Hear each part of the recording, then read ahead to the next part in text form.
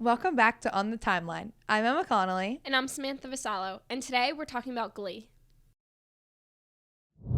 Alright, so Glee started in 2009 and ran from 2009 to 2015. I don't know about you, but I've seen all the seasons. I've seen probably half of the episodes, just casually watched it on TV or Netflix. So for those who haven't seen Glee, basically it's a show about a high school show choir that runs out of McKinley High School in Ohio. So of course it's going to be a little bit... It's hilarious. It's going to be a little bit weird.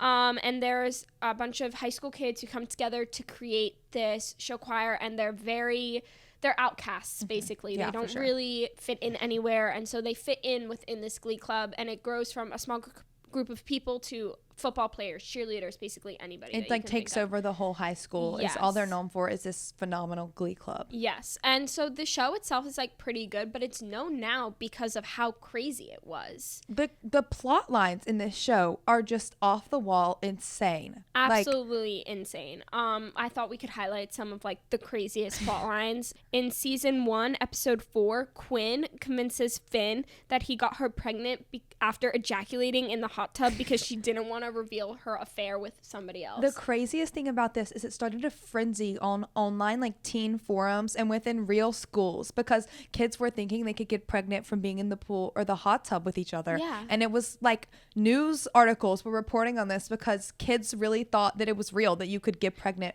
from being in the hot tub. Yeah, and it was a cultural reset online. Yes. And I feel whenever somebody says that, it's from Glee, or it's a joke. Yeah, it's from joke. Vine or something. Yeah. But back then it was a real worry for some teen. Another really weird plot line is in season 1, episode 6, going along with the pregnancy, that Terry faked her pregnancy and then tried to buy Quinn's baby.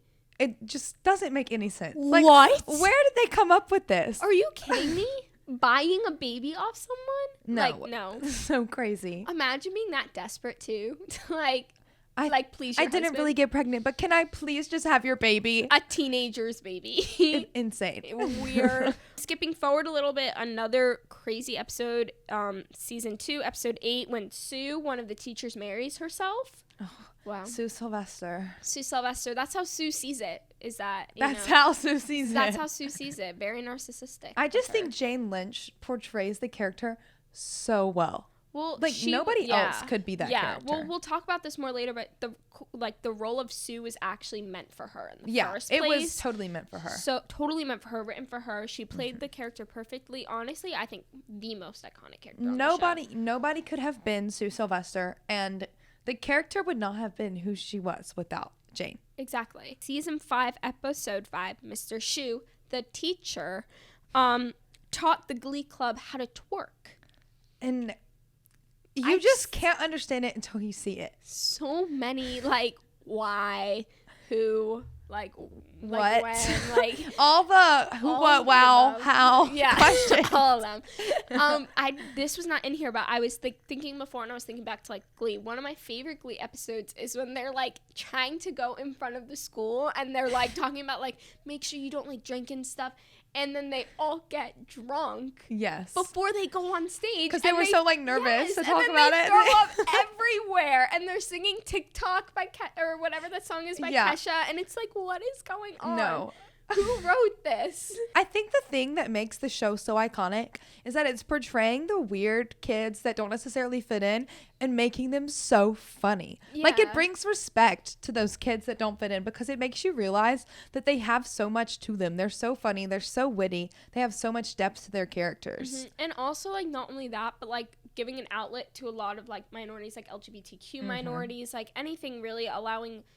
The show allowed them to have a platform to stand on. It was such a diverse show. Yes. And with the musical theater music themes in it, it really gave a place for students of all types and even adults to feel like they had a show that related to them. I agree. Well, besides plot lines, let's talk about quotes. Did you want to? There are some really funny quotes. I think you should start with the first one because it's just so good.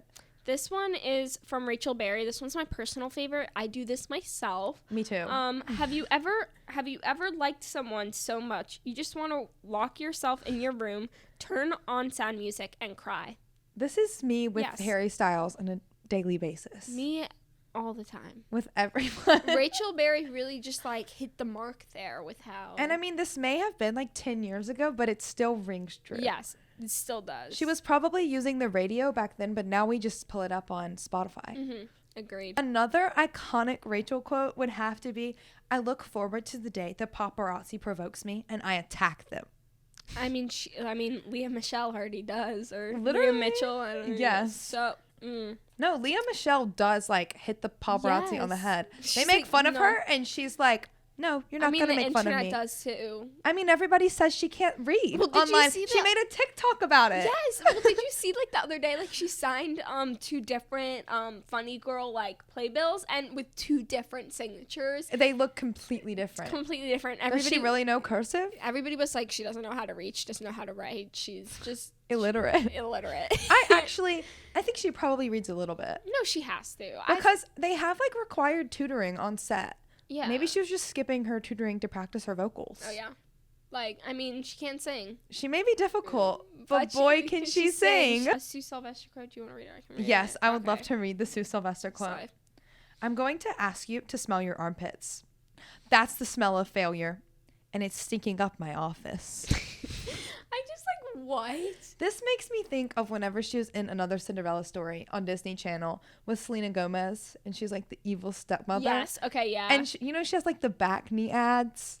yes. It's so funny. Yes. She plays the same character in every movie. She's so funny. Like, so funny. She's great. So the show ended in 2015. And a lot of stuff happened after the show. Yeah, but like for a few years, it was really quiet. Yeah. Like the celebrities that were on the show would do some things here or there, but there was no like big drama. Yeah. Well, Glee never dies. No, so it never died. it So had there to was come back always a little eventually. whisper, but it really blew up in like the past 2 years. Yeah. Unfortunately, within that time, Naya Rivera died. Very upsetting death. But like besides that, there's a whole thing on Funny Girl. with Leah Yes, Michele. this is just the best thing in the whole world because Spill. back whenever she was on the show, she got cast as the same role as Fanny in Funny Girl, like Rachel did, and now Leah is playing that role in Funny Girl. Yes. And the internet has been trolling her, but you know what? She's so talented, and I think she deserves the role. Well, on the show, I'm pretty sure she sang like almost every single song from Funny Girl, and then they casted. I forget the actress's name, but she was on. She was in Booksmart. I don't know if you know they that movie. casted the other actress as Fanny on Broadway. Fanny, and then she wasn't doing too well, so she was like, I'm leaving the show, and everybody was like, it has to be Leah Michele. Like, they're gonna get somebody. It has to be Leah Michele, and it was. And it was. And the girl that left, I don't know why neither of us can remember her name, but she like said some snarky remarks talking about how she didn't think it should be Leah. And she was wrong because Leah is killing it. If you find any videos of her from the show, she does such a good job as the character. I mean, Leah is a little bit problematic, like in general. She's had a couple like things here and there, but a diva. She's a diva, but she can sing. She can sing. She can sing. put on a show. She can put on a show, and honestly, I would want to see that show. I know. Like, don't tell me not to live. live. Just sit and pop. And so, basically, over COVID, like, Glee had, like, a resurgence within, like, on TikTok. And on just TikTok, in for general. sure. Yeah. There's always, like, Glee tweets, Glee TikToks, Glee YouTube videos. Mm-hmm. And so most recently they started a podcast. 2 of the cast members, Kevin and Jenna, decided to, since it was like booming on TikTok, they decided to create a podcast called That's What You Really Missed. And it just breaks down a bunch of stuff about Glee. Yeah. The first 2 episodes kind of give a lot of tea, a lot of background, have some interview content. Yes, yeah. The first thing that they really were talking about was Will Schuester, who plays the teacher, and how insane he was originally supposed to be. He was supposed to be Justin Timberlake. Yeah, which, I mean, makes sense. I feel like Justin was too young then anyway to be, like, I don't know. He just has a baby face. But, like, also makes sense. Matthew Morrison is off-brand Justin Timberlake. Yeah, for sure. Yeah, for sure. The noodle hair. Yes! The curls, yeah. And also he was supposed to do... Well, first of all, he was supposed to be a meth addict. What? Not a good example as a teacher. No. And he was also supposed to touch the kids. So, yeah, there was a lot of, like, NSFW adult content originally planned for the show that they decided not to include. Which, honestly, good thing. Good thing. Because I don't think it would have been the iconic teen, family-friendly show that it is. Yeah. Yeah, for sure. So Ryan Murphy, the creator of this show, actually felt horrible with a lot of things that he did, because when I was listening to the first 2 episodes, he was basically talking about how this show had kind of blown up overnight, and he wishes that he didn't make some of the decisions that he did. For example, they went on a tour, guys. The Glee tour. The Glee tour. The cast of Glee, acting as if they were their characters. That's overworking them. And a lot of them were new stars. Yes. They were new to TV. They were new to show business. Teenagers, young 20s. Yeah. And they just weren't prepared for it. They weren't prepared for the fame, for the touring, for just the drama that comes with working on TV. Yeah. And so he felt really bad about that. He also believes that Corey died, unfortunately, due to a drug overdose during filming. And he says that he wishes he cut the show off then. That the spirit of the show just wasn't the same after that, and especially because wasn't he dating Leah at the time? Yes, they were engaged, actually. I found that out tonight. Oh my gosh. So her heart was just broken, shattered into a million pieces, and she had to keep playing her character. Yeah, and not only that, but you take the lead female character and lead male character, and you take the lead male away. That kind of, and it's not just taking it away from the show, taking it away for he from died everybody, for real. Yeah. One thing that I found really interesting that they talked about was the episode that they filmed in his honor. Leah Michelle made all the calls there because she was engaged to him, and so all the songs that they sang were her choice. He would have loved this. So I thought that was interesting. I'm glad they gave her that. It probably was therapeutic. Yeah. But probably not therapeutic for the rest of the cast. Have to go film a show when their cast member just died. Yeah, not only a cast member, but a lot of them were saying their best friend. Their friends were these people that they had in the industry, and he was gone. So that was pretty sad. But let's talk about some of viewership dropped 3 million after that. That's insane too. It really just the whole show was never the same. Yeah, and also the 6th season was horrible. No, I like to think of Glee as having 5 seasons.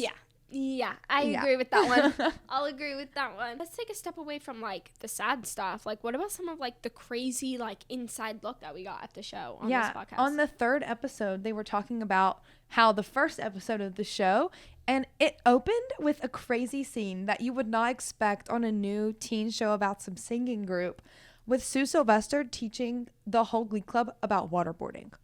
What? Was it the cheerleaders? It was the cheerleaders. It wasn't the Glee Club. Yeah, it was the cheerleaders. I specifically remember them being in this giant pyramid and her being "You're not good enough," and it was whoa. Yeah. Who opens a show with that? But honestly, I think it set the stage well for her character and just the comedic themes of the show. Mm-hmm. Anything else that was really insane? In the first show, whenever they sang "Sit Down, You're Rocking the Boat" was the first time they all heard each other sing together. Why? Because their rehearsals throughout the practice time, whenever they're filming, they weren't all together. Oh. Matthew Morrison didn't show up until way late. Rachel or Leah didn't show up until a little bit later. So the whole chunk of the cast had been rehearsing together. But then when they sang "Sit Down, You're Rocking the Boat" was the first time they were all together and all singing. So the shock on each other's faces on the show wasn't fake. It wasn't acting. Yeah. They really were genuinely surprised. Wow. That's actually insane and kind of cool, too. I think it's really cute. Yeah, that is cute. You know, in The Office, I don't know if you watched it. No, I haven't. On the last, when Michael was leaving, they all sang a song for him. It was a ripoff of the song from Rent, and he didn't know they were going to sing that. It was a surprise from the cast, in real life, too. That's cute. So it was really sweet. Cute. One of the things that I found really cool was how they were talking about the guest stars on the show. I don't know if but something I guess kind of sad, but kind of not. Whitney Houston was supposed to be on the show, was not on the show. I personally am a Stevie Nicks fan. I love Stevie Nicks. She was on the show. Fleetwood. She was? She was. I did not know that. Legitimately, I was listening to this podcast because I don't know if you've ever seen American Horror Story. I haven't. Okay, well that's Ryan Murphy's other huge show, and I did not know he produced those. They're so different. Yeah, Ryan Murphy's the king of horror, so it was weird for him to be doing Glee. Anyways, so I was listening to the podcast, Oh wait, I forgot. So she's on American Horror Story. Stevie Nicks, like she plays a character in the third season. How did I not know that either? Well, now you know. Now and I know. She I'm plays not like a horror witch, person. and it's I love perfect. her. The third season has my heart of American Horror Story. Anyways, but she was like in the show notes, listening to the podcast. They were like, "Oh yeah, like when Stevie Nicks was on the show, that's how like the friendship started." And I was like, "Stevie Nicks was on Glee? Are you kidding me?" Did you find the episode?